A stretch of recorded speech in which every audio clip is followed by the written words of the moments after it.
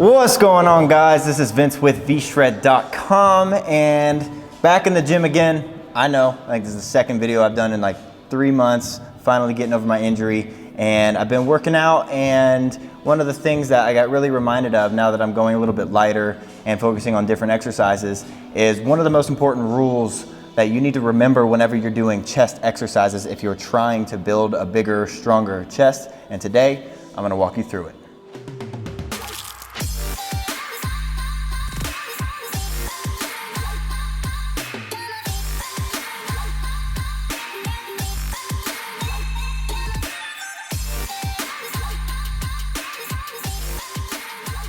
So like I said in today's video, I'm going over just one rule that you got to keep in mind whenever you're doing chest exercises, because obviously one of the most sought after features in a physique is a nice big full chest. That's why guys are always doing bench presses and dumbbell press, barbell press, and flies, and International Chest Day is always Monday, as everybody knows. And but I also got to say, if you're trying to build a bigger chest, you can do all the best exercises in the world, but if you're not doing them right, which I'm going to help you with today, or you're not following the right kind of nutrition to help you recover from those workouts, you're actually going to be working backwards and you're never really going to build any kind of muscle on your chest.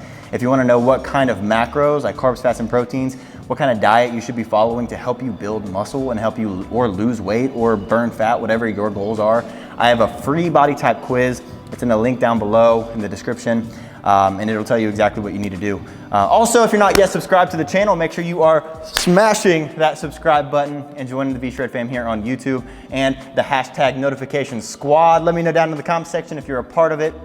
I'm doing free giveaways all the time to the notification squad, but I'm gonna get into this video. So obviously there's a lot of things that you gotta remember when you're trying to build a bigger chest. Like, you should go heavy, you should push yourself, you should do the right amount of volume, you should have the right form. So today, I'm gonna go into possibly the most important one, which is going to be form, because you can go heavy with bad form and you won't get anywhere.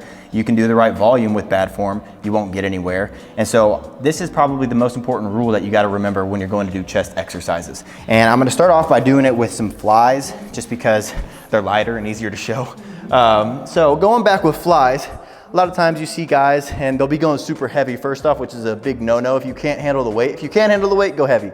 But you'll see guys going down and doing some flies like this. Or they'll be clinging the weight together and they'll be going like this.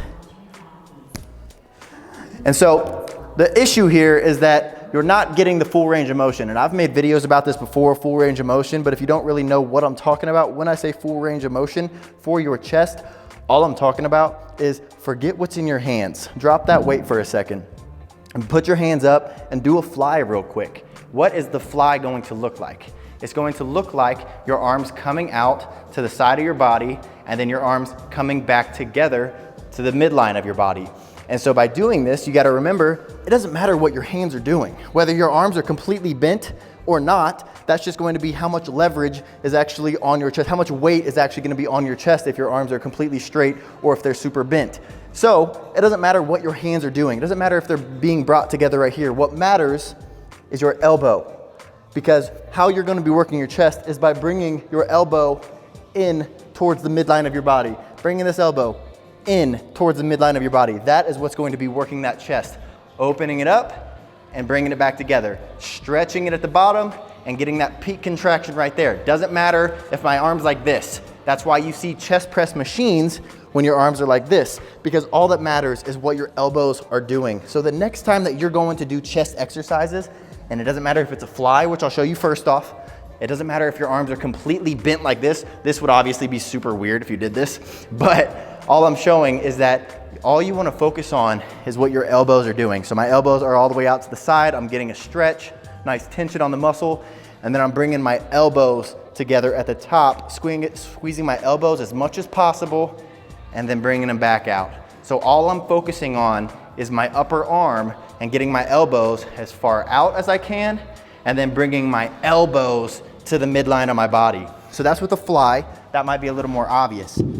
Now, when you go with a chest press, it's a little different, but also the same concept. So you're kicking this weight back, and a lot of times you see guys, and this is also, there's different things that you need to focus on when you're doing this. Like if you're trying to go tension only, You don't necessarily have to bring your elbows all the way in if you're just trying to keep tension on that and you're not very good at squeezing at the middle. But if you're trying to get the full range of motion and you are focusing on your elbows, you're gonna bring this down. And as I bring this down, notice my elbows are going all the way out to the side. Then when I bring this up, my elbows are coming towards the midline of my body. Sometimes I even like to close or make my hands more of a neutral position. And that way I let my elbows come in closer, because right there, it's a little farther than right there. And so by going down, elbows are going out, getting a nice stretch, bringing it back up and squeezing my elbows together at the top, you're allowing to get that full range of motion that you need whenever you're doing a chest exercise, like a pressing movement or a fly. Obviously, if you're doing like an upper, you want to be focusing on lifting it up as well as bringing your elbows across. But when it comes to presses and flies, the main movement that you have to remember is taking that elbow and bringing it across towards the midline of your body. Not what your hands are doing. You're not taking your hands from right here to right here, because your elbow could be completely bent like that, and your elbows have that much farther to go to work your chest. So next time you're going to work chest and you're doing presses or you're doing flies, make sure you're focusing on bringing your elbows together to get the best contraction, get the best mind-muscle connection, and just stimulate more muscle fibers so that you can build more muscle and get stronger. So try that out. Hope it helped. If you guys have any other exercises that you guys want me to do a quick tip Tuesday about, leave it in the comment section. Other than that, thank you for watching, and I will see you in the next one.